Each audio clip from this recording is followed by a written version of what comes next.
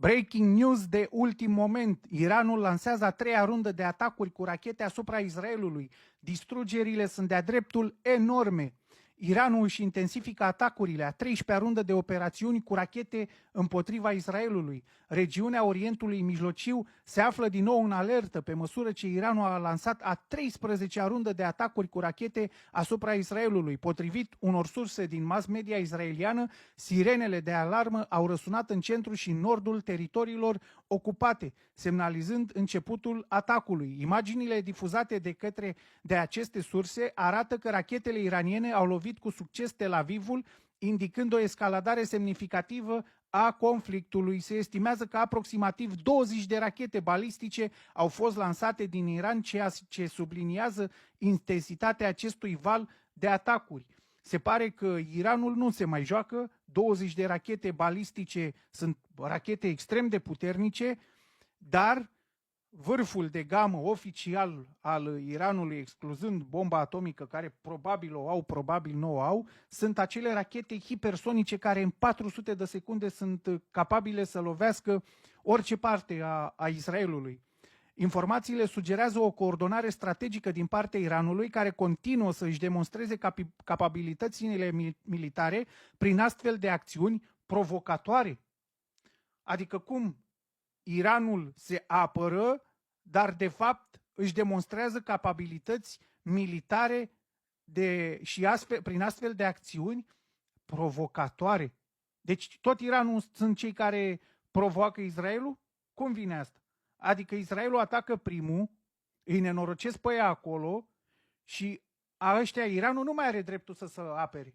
Decât Israelul are dreptul să se apere, cum? Prin a ataca țări care nu i-a atacat.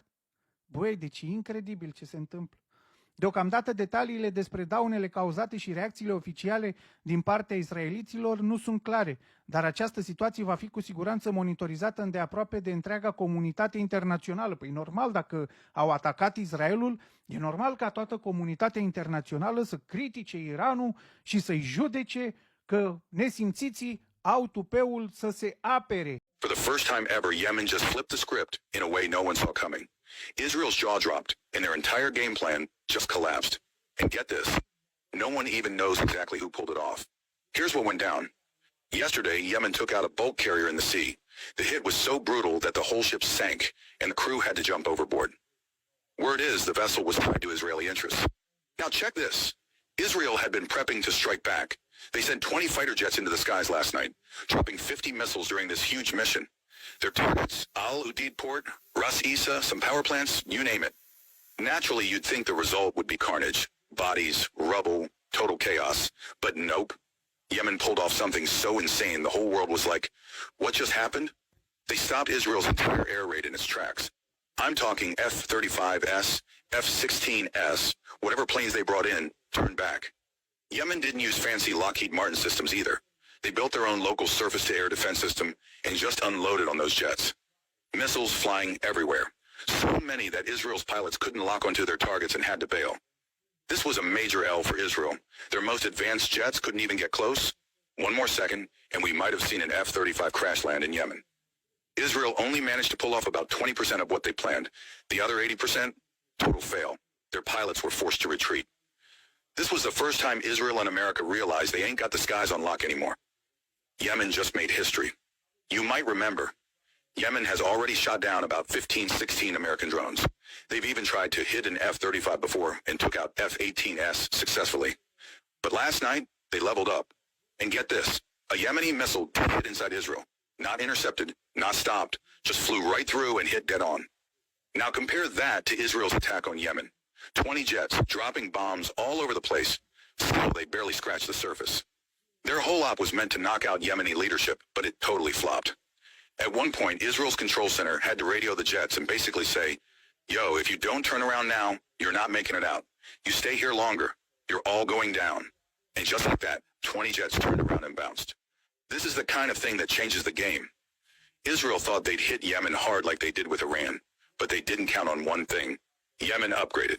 Big time. They learned from Iran's strategy. Swarm the defenses, overload the radar, and sneak in the real missiles during the reload window. Except Yemen didn't even let the defenses go down. their system stayed active, and that's why those Israeli jets failed. Honestly, if Yemen had just slightly better accuracy, we'd be talking about multiple Israeli planes shot down and burning on Yemeni soil. The fear in Tel Aviv is real now. If this is what Yemen can do, what happens when they try this on Iran? Iran's already been hitting F-35ES in drones. You've seen the leaked footage. No one's denying that anymore. And the worst part for Israel? Yemen's missiles are getting through. If one missile hits and the world watches, what happens when 50 go through? Iran already proved this by overwhelming the defense layers with 500 missiles. 200 intercepted, 300 got through. Now Yemen's proving they can pull the same move. We've reached a point where even American defense systems look weak. Who's going to trust them now? Yemen sank a ship, fought off 20 jets, and hit Israel directly. And Israel couldn't do anything to stop it. Their naval forces didn't even show up to help. And when they tried revenge, bam, 80% failure. Yemen's doing this with homemade gear. No Lockheed, no billion-dollar systems.